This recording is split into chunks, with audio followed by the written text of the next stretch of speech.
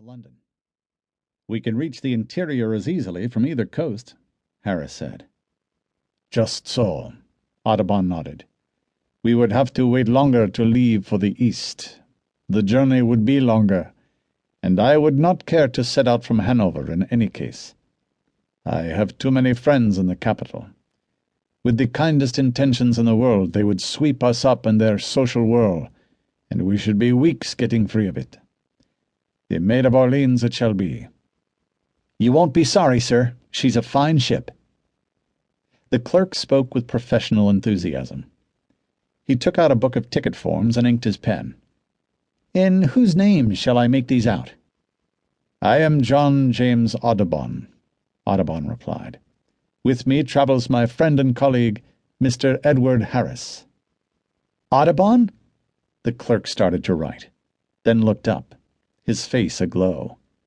The Audubon? The artist? The naturalist? Audubon exchanged a secret smile with Edward Harris. Being recognized never failed to gratify him. He loved himself well enough to crave reminding that others loved him too. When he swung back toward the clerk, he tried to make the smile modest. I have the honor to be he, yes. The clerk thrust out his hand. As Audubon shook it, the young man said, I cannot tell you how pleased I am to make your acquaintance, sir. Mr. Hiram Bartlett, the chairman of the shipping line, is a subscriber to your Birds and Viviparous Quadrupeds of Northern Terra Nova and Atlantis, the double elephant folio edition. He sometimes brings in one volume or another for the edification of his staff. I admire your art and your text in almost equal measure, and that is the truth. You do me too much credit, Audubon said, in lieu of strutting and preening like a courting passenger pigeon. He was also glad to learn how prosperous Bartlett was. No one but a rich man could afford the volumes of the double elephant folio.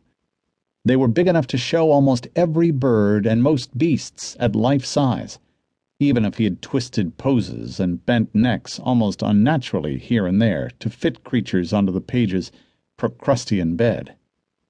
Are you traveling to Atlantis to continue your researches? The clerk asked eagerly. If fate is kind, yes, Audubon replied. Some of the creatures I hope to see are less readily found than they were in years gone by, while he sighed, I fear I am less well able to find them than I was in years gone by. Yet a man can do only what it is given to him to do, and I intend to try. If they're there, John, you'll find them, Harris said. God grant it be so, Audubon said. What is the fare aboard the Maid of Orleans? A first-class cabin for two, sir, is 120 livres, the clerk said. A second-class cabin is 80 livres, while one in steerage is a mere 35 livres, but I fear I cannot recommend steerage for gentlemen of your quality. It lacks the comforts to which you will have become accustomed. I've lived rough. Once I get to Atlantis, I expect I shall live rough again, Audubon said. But unlike some gentlemen of the Protestant persuasion, he fondly nudged Edward Harris, I don't make the mistake of believing comfort is sinful. Let us travel first class. I don't believe comfort is sinful, and you know it, Harris said. We want to get you where you're going and keep you as healthy and happy as we can while we're doing it. First class by all means. First class it shall be, then. The clerk wrote up the tickets. Audubon boarded the Maid of Orleans with a curious blend of anticipation and dread.